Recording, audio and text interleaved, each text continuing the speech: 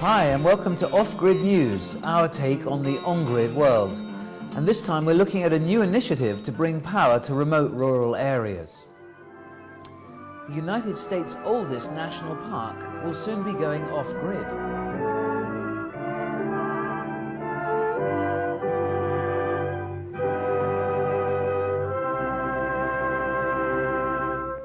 The Lamar Buffalo Ranch Field campus in Yellowstone is about to introduce a stationary distributed energy system which will feature 208 used hybrid nickel-metal hydride battery packs with a total storage capacity of 85 kilowatt hours. These old Camry car batteries will have more than enough pluck to power the 5 buildings on the Ranch Field campus.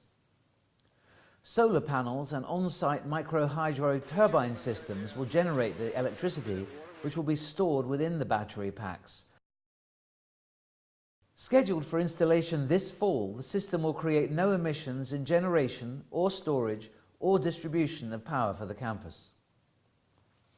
While the used battery packs featured in the system aren't up for daily drives, they're not ready to be put out to pasture either. Manufacturer Toyota believes this type of reuse should double the lifespan of hybrid batteries. Industry-leading nickel-metal hydride battery, which produces 650 volts of power. The Lamar Ranch project is just one example of hybrid batteries making an encore. Toyota Alabama is testing a similar project to help power their operations and provide backup emergency power. Toyota dealers in Japan have been tapping into used hybrid batteries for some time now. その頃プリウスという名の車も生まれた。ハイブリッドとは何かと何かを掛け合わせること。The Lamar Ranch is one of the oldest and most historic areas in Yellowstone.